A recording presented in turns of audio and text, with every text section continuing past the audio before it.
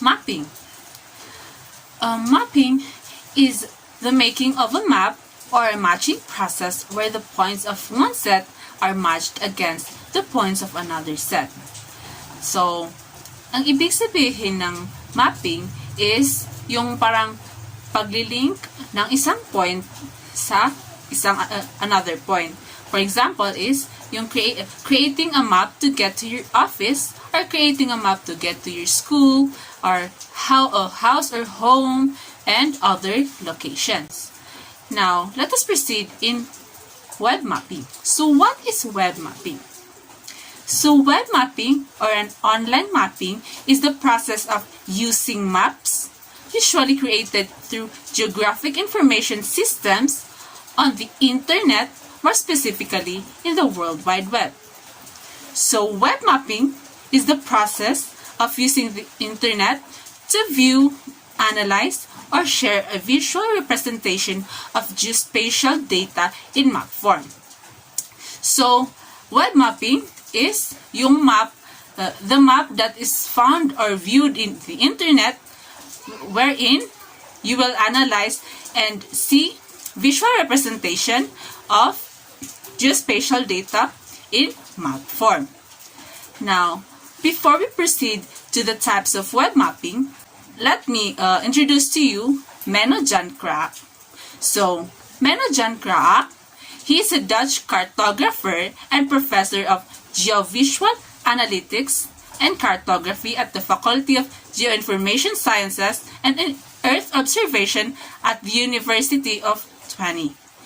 He is known for his work in cartography and his activities in the International Cartographic Association. And also, he is the first, he invented, or he's the one who made the first classification of web maps. He distinguished static and dynamic web maps, and further distinguished interactive and view-only web maps. However, today, in the light of an increased number of different web map types, this classification needs some revision.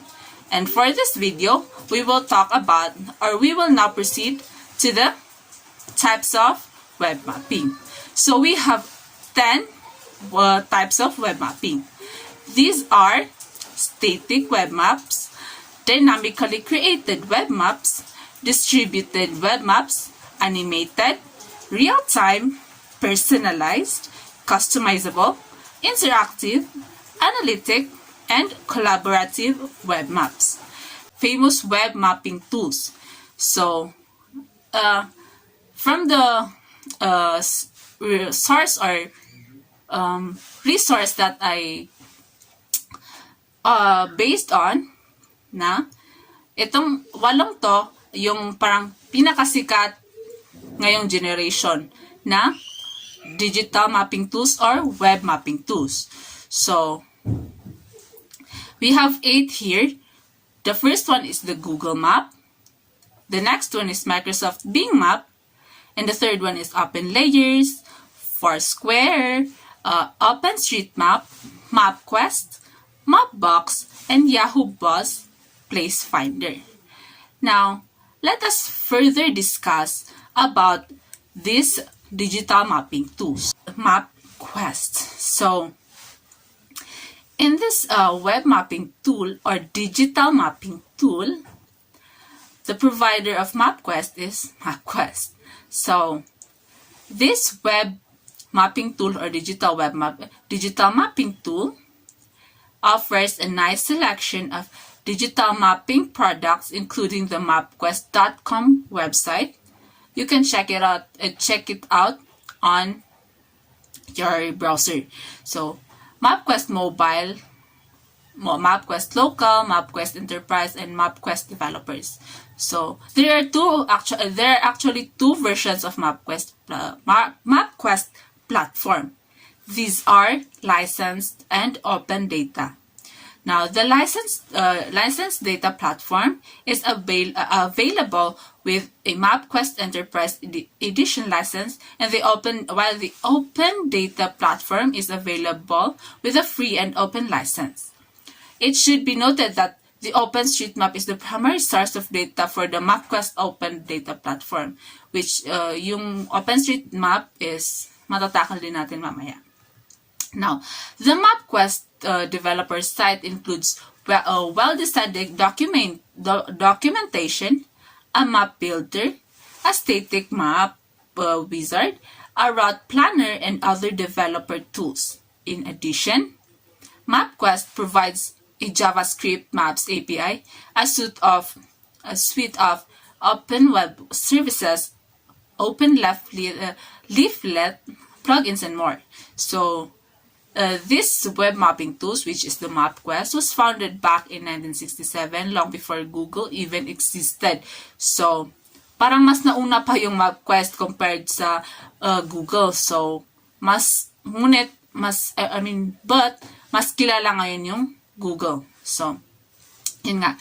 MapQuest began offering digital mapping products for some time before Google launched Google Maps in 2005. So, makikita mo talaga that MapQuest was founded way back in 90s. While yung 1967 rather, or yan, the 90s, 60s. So, while yung Google Maps is founded launched noong 2005.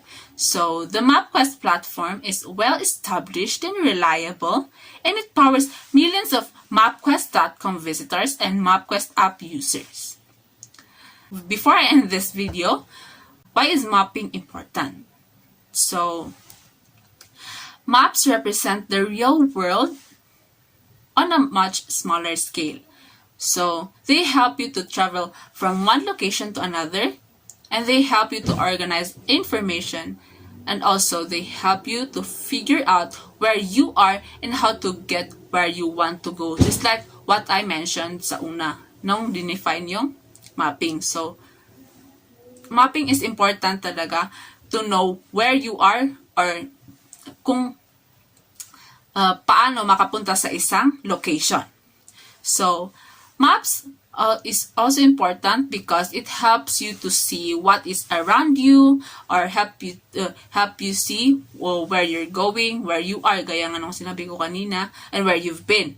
And they also illustrate topographical details such as mountain ranges and sea depths. So, by learning this one, it is also important that we learn why maps are important, because they remind us that we are all living on the same planet. That with the current social, economic, and political climate, it's easy to believe that our world is ruptured, that we're too different, that we should focus on issues closer to home, but spend a bit more time, bit of time rather, looking at the shapes that makes up the Earth's land masses, and you'll notice the tessellates. So, whether we are all citizens of this world. So it exactly remind us that we are all living on the same planet. So that's all for this discussion. I hope you learned something out of it. So thank you and wassalam.